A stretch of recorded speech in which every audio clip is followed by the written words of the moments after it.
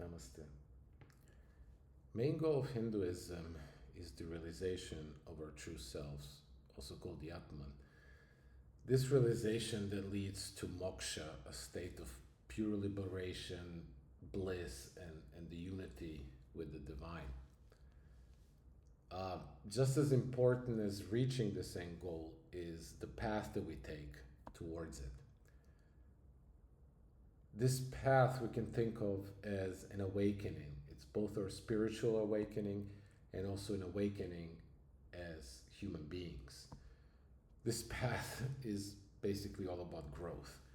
Uh, we learn about devotion, we learn about selflessness, we learn about love, both to ourselves, so self-love and love towards others.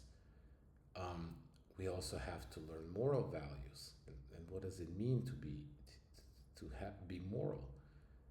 It also teaches us to become mentally strong, to be able to overcome fears, anxieties, and just problems that life throws at us basically every day. Um, Now, this path is not easy by any means because right off the bat, we have to be able to overcome this false identity that our ego creates for us. Many of us identify ourselves often with things like our careers, our possessions, our looks, what other people think of us, and things like that.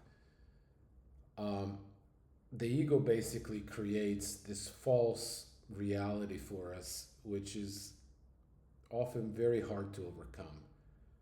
Um, Oftentimes, we fall into this reality, false reality, and actually start thinking that who we are is what the ego tells us we are.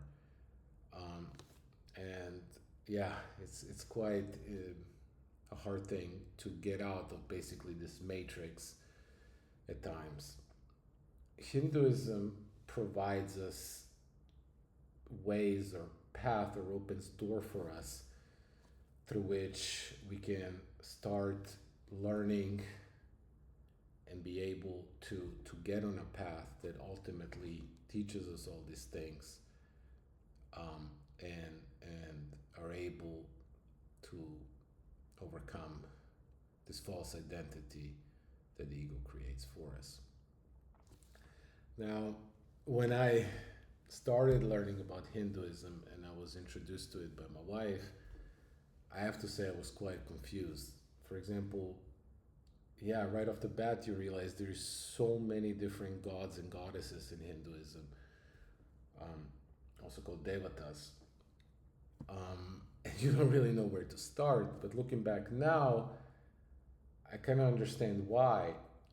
Each one of us is unique and different. And each one of us is going to have a unique path through, or this awakening. And that really depends on a lot of things about who we truly are. And each one of those different gods and goddesses, if you take the devotional path in Hinduism,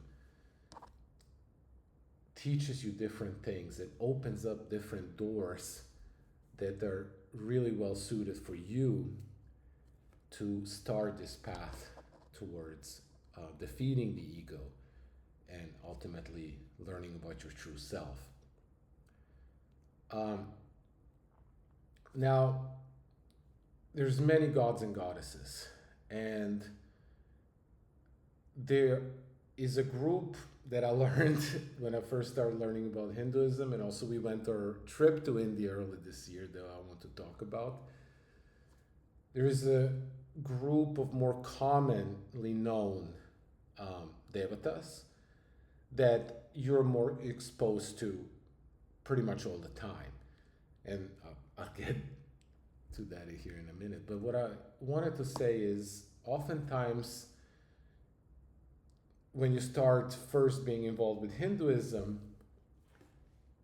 you learn about these more common gods and goddesses, like, for example, Shiva, Ganesh, Durga, and things like that. But what sometimes happens is that one of those devatas that you least expect at times, and that is not even known very well, is going to come into your life and possibly make a huge change. And oftentimes the effects of that are tremendous. So in this video, what I wanted to talk about is my story as a person who didn't grow up in India, didn't grow up in an environment that practiced basically Hinduism from when I was young. I learned and started practicing Hinduism in the later part of my life.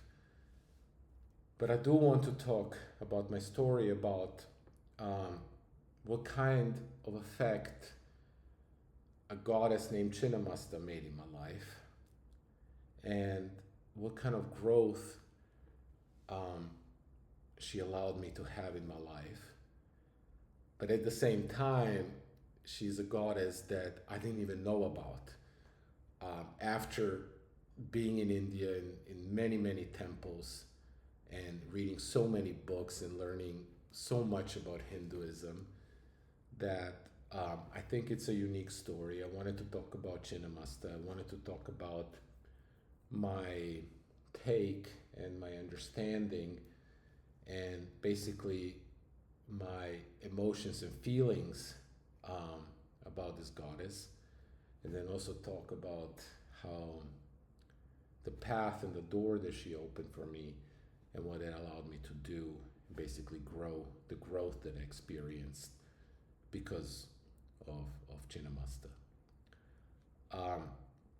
Now, going back to the unique factor, early this year, my wife and I went to a trip, basically a temple trip to India.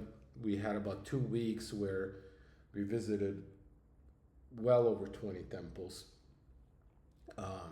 We had a lot of fun. I mean, at first, yeah, it was a bit of a culture shock, but then, I mean, you really fall in love with India, and especially the temples are simply beautiful. So between temples, you can see on the bottom right, it was just sitting in a car and driving for sometimes hours and hours to no end to get to the next temple. So throughout this couple weeks, we visited so many temples, we talked to so many people, we had such amazing experiences. But when we came back, and I also started really getting involved more and more with Hinduism, started learning mantras, practicing different things, learning more and more about more of these devatas, I never heard of Chinnamasta.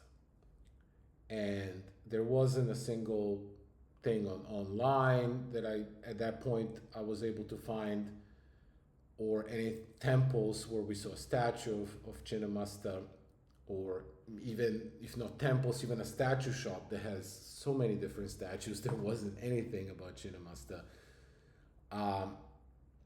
At that point, I had no clue that goddess even existed. Yeah, so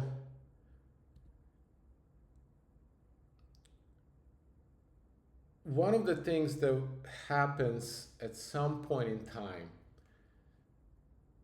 is, as you learn more and more about Hinduism and you learn more about the different devatas, you're going to be drawn to some more than others. It's in some cases you will be so drawn to a certain devata that it's almost going to feel like you have no choice, that this divine being, this energy, this deity basically chooses you. And this is kind of what happened to me, and this devata is going to become what's called your Ishta devata, or devata of choice. But again, sometimes you have no choice. Sometimes basically it chooses you. And now I can say, yes, my Ishta devata is the 6th Mahavidya called Chinnamasta. And the Mahavidyas are basically, there's 10 Mahavidyas, and they represent cosmic powers that represent ultimate spiritual truth. These 10 Mahavidyas represent creation, destruction, they help you overcome illusions, and each one of them gives you both protection and also opens up a path that can lead you, that gives you the knowledge and can put you on a path towards liberation. All of these 10 Mahavidyas are a form of sati, and sati is the first consort or wife basically of Shiva. So they're all forms of Adipara Shakti, which is the primordial supreme power or the ultimate reality in basically feminine form or Shakti. From all the 10 Mahavidyas, the one that is by far, in my opinion, the most known and widely known is the first one, which is Kali. Second one, probably Tripura Sundari. But yeah, the other ones, at least from when I started learning Hinduism, I didn't really have much information about those or wasn't able to get to it. So the way I started learning is basically, yes, I started reading about Shiva, about Ganesh through Shiva and many books that I read about that. I really was interested in Kali. Once I started learning more about Kali, is at that point is when I had my first encounter, and it was actually a video on the internet about Chinnamasta. So my first basically encounter with Chinnamasta was through learning about Kali, reading her stories, learning her mantras, and when through searching for content about Kali, I came to a video like this. And right off the bat, like if you see this image, I mean, you can make up, you can have your own idea about this, but it looks scary. And the words that are being used in videos and comments and things like that about this goddess called Chinnamasta that I didn't know much about, everything was scary. So they used words like extremely fierce, dangerous to worship, terrifying, the scariest Hindu goddess. And if you look at the image, it just looks unreal. It looks something like, from a vampire movie, something like that. So my first reaction, of course, when I saw a video like this was I gotta click on it. But then something happened that was really extraordinary. When I clicked on such a video and I saw this particular image, instead of actually watching a video, I basically blacked out. And when this happened is, I don't know for how long, it could have been seconds, I don't know. It was basically as I was transformed into this image. And I was actually the goddess Chinnamasta, holding my own head, basically, which we'll talk about all of that. And all I felt was like it was a deja vu.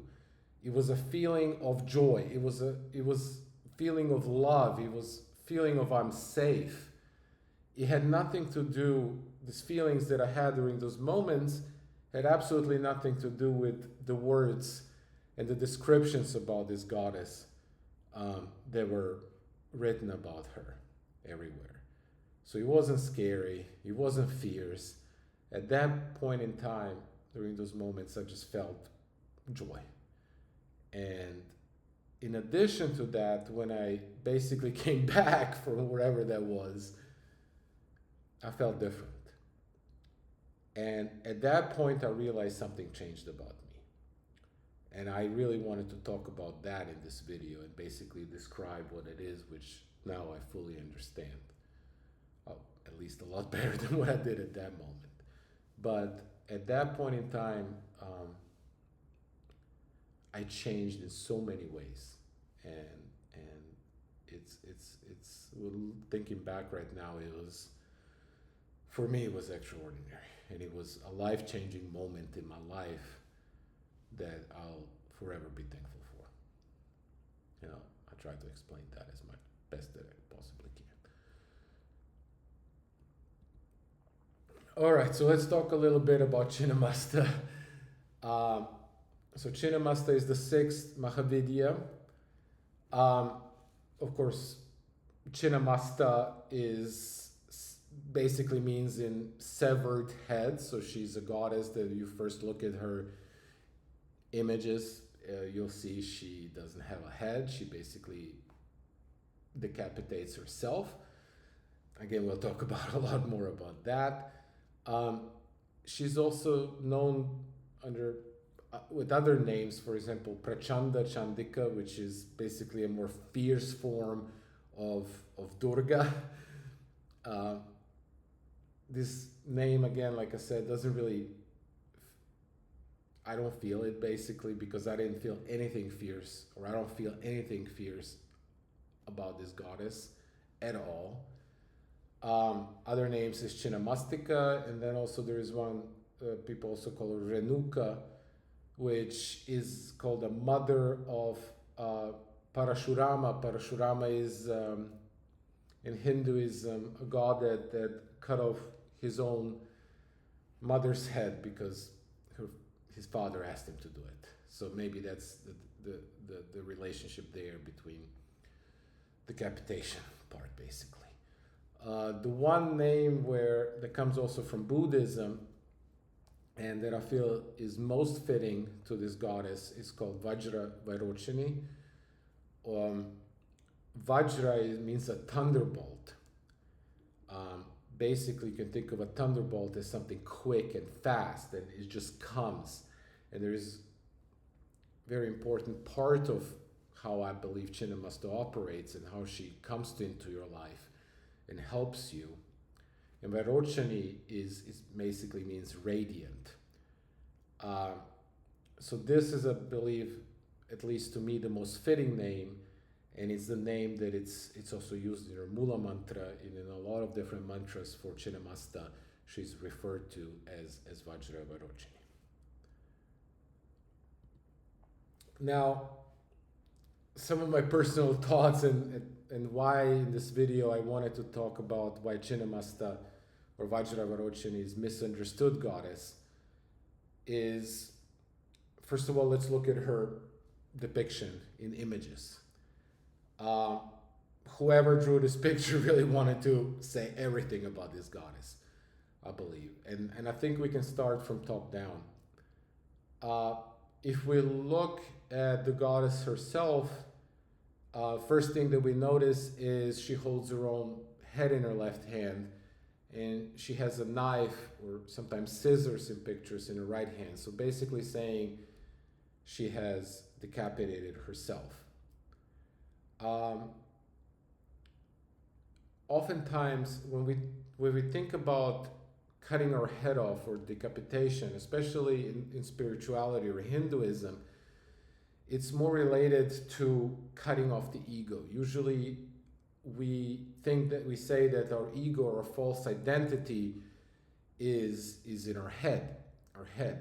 So cutting off our head in this terminology shows that Chinnamasta can teach you how to overcome or basically get rid or beat the ego and leads you to self-realization.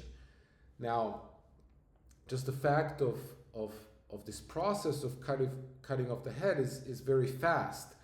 And that goes back to the name of Vajra or Thunderbolt, is that when Chinnamasta comes into your life, she doesn't do things like, she doesn't want to small talk with you. She comes and she changes your life.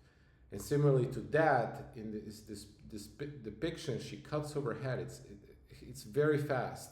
And she shows by that is when she comes, she can liberate you and change your life very, very quickly.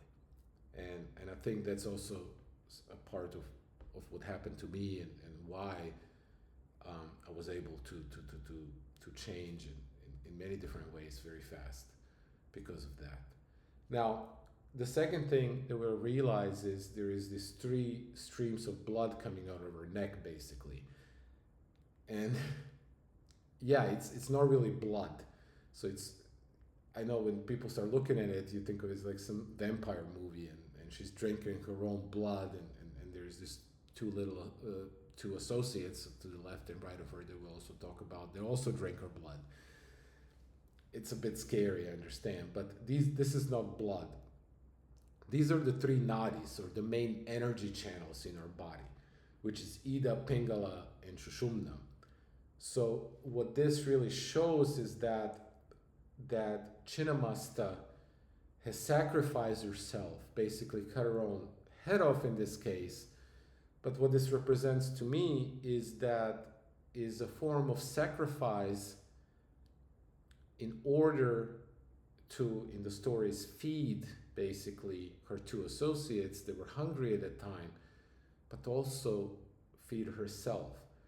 So what I believe and what I feel Chinnamasta in this case shows us is the act of selflessness, an act of basically surrendering and being so selfless that you basically want to help others. But through this selfless act, you also gain liberation and joy, which we see as she is also drinking her own energy, and the main energy stream of her body. So I think this is a beautiful representation of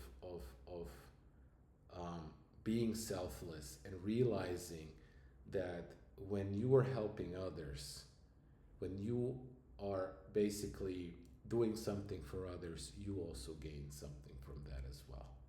And for me, it was a big thing that I was missing in my life, and that I couldn't really overcome, the fact that when you basically sacrifice yourself, you're the one that gains most from it, which I think is really, really cool. Now, if we look to the left and the right in this image of this Chinnamasta, we'll see two ladies, two women. In stories, they're called her associates, which is Varmini and Darkini. In Chinnamasta stories, basically, they were hungry, and they were asked Chinnamasta, or they referred to her as their guru or the mother, for food. And at which point Chinnamasta decapitates herself and feeds them, basically sacrifices herself to provide for her two associates. Now, I think this is also an important part, or at least what I felt at that time and how I feel about Chinnamasta. She didn't just basically sacrifice herself for anybody who was hungry. These are they're called associates in images, but these are her devotees. So to me, what I feel when I see this image, and the way I feel about Chinnamasta in general, every day, is basically, you can't just sacrifice yourself for anybody. You have to do it for people in your life that are worth it and that will grow with you. So what that means, at least to me, and what I learned from this, is in your life you have a lot of family, you have friends, you have many associates and things like that. But the ones that are worth sacrificing for, and where your sacrifice is really going to matter and bring you growth and joy and things like that, and lead you along your path to self-liberation, and Atman is going to be by sacrificing yourself for the people that are quote-unquote worth it, or basically will grow with you throughout your life. And that's, I think, an important thing that I learned. Do it, sacrifice, be there, help others, but be aware who you help, because those need to be people that will grow with you and help you also as much as you help them. But from the selfless act itself, you're going to also have benefits from it as well. All right, so going down on the picture, there's a lot of stuff going on here. There is a couple, and in texts or books, and also if you read online things, they call them a copulating couple, or basically man and a woman making love, and Chinnamasta is standing on top of them. Oftentimes, a bit of a misconception, in my opinion, about Chinnamasta is that a lot of information says, yes, this has to do with things like abstinence, or looking at love in general, or sexual relationship between man and a woman as a bad thing. I don't really see that like that. I feel differently about it, and one of the main reasons, just looking at the picture, is this is not just some random people. Again, this is Kama and Rati. This is the goddess of love in this picture. Usually, especially like in Hinduism, when you look at the different gods and goddesses, their statues and their pictures and things like that, usually when the image shows something bad, or something that you're not supposed to do, or something that is not good, it is not represented by gods. It's usually represented by some sort of demon figure. In this case, we have really the god and goddess of love that Chinnamasta is standing on. And to me, at least, the way I feel about it is, it really shows that love is beautiful, and life is part of this growth and ultimate path to liberation. But you have to do it within means. You have to do it within the sacred,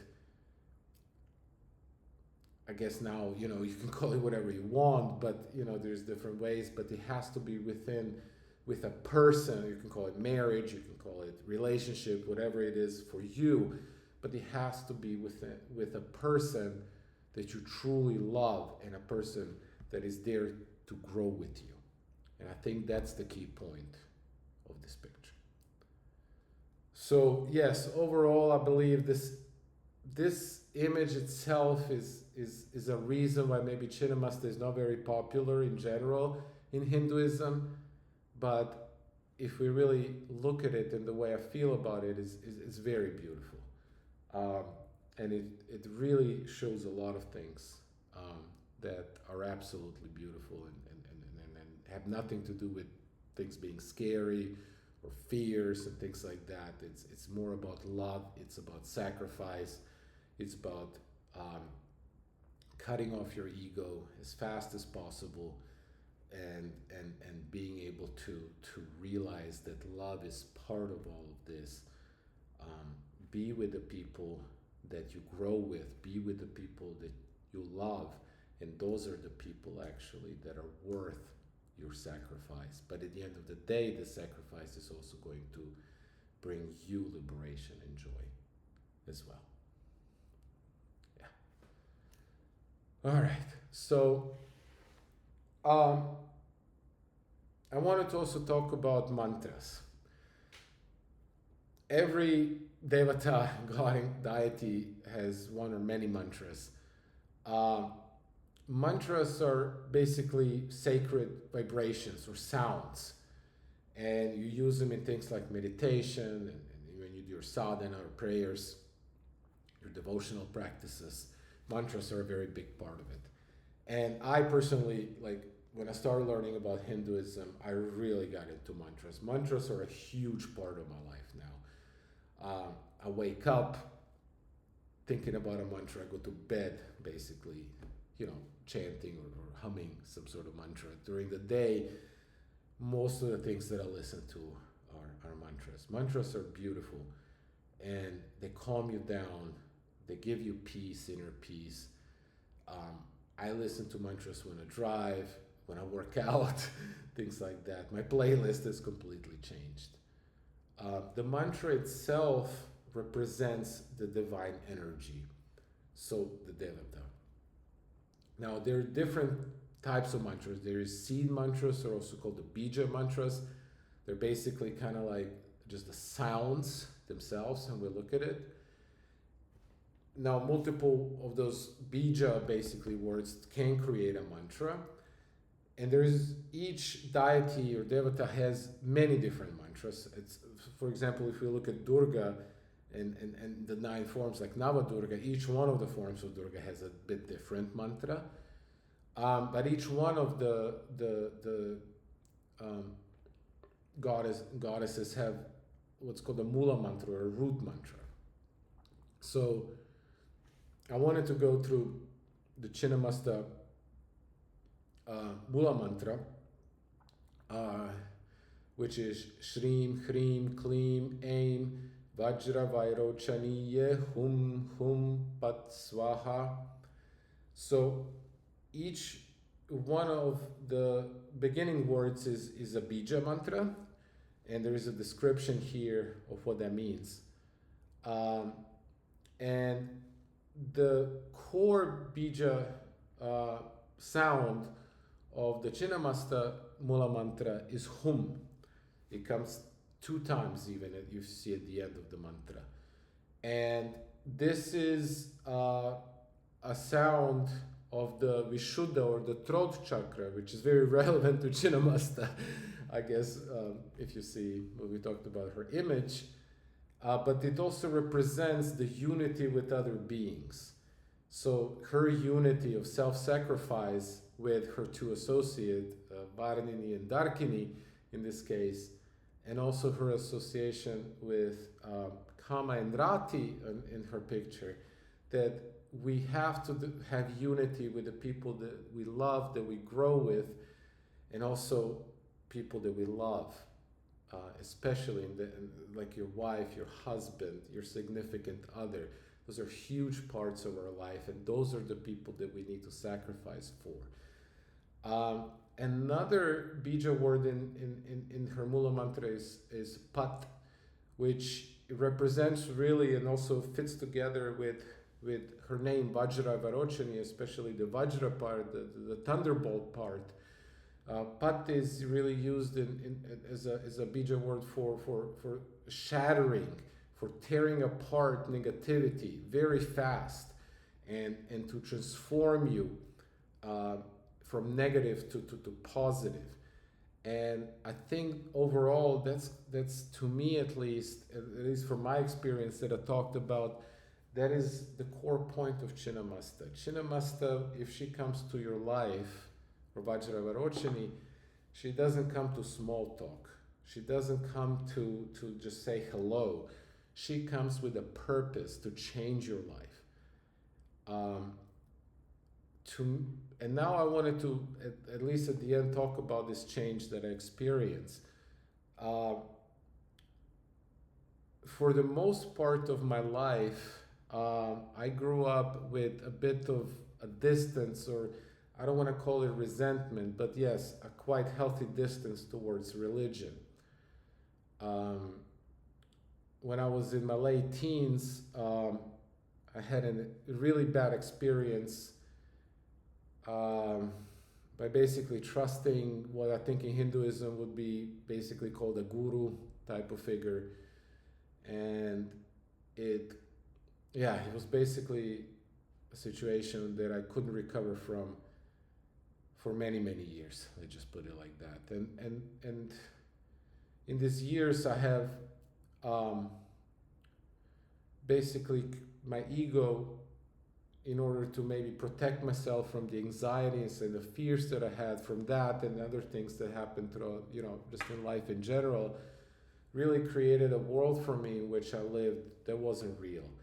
And I really wasn't myself. I couldn't be myself towards others, even family or my loved ones, my wife especially. Now, I just couldn't get a break out of it. Now, my wife, thankfully, she saw through this, and she's the one person in my life that stood by me, understood me from the beginning. And yeah, that to me is special because she saw through this basically facade or the world that my ego created for me because of those other things that happened, and she never gave up on me. And I think that is special, and that is worth, and it goes back to Chinnamasta. People like that are worth sacrificing for and being there for. No question about it. Now, we talked initially that we have to find our path. But one thing I wanted to mention at the end is you have to want this path.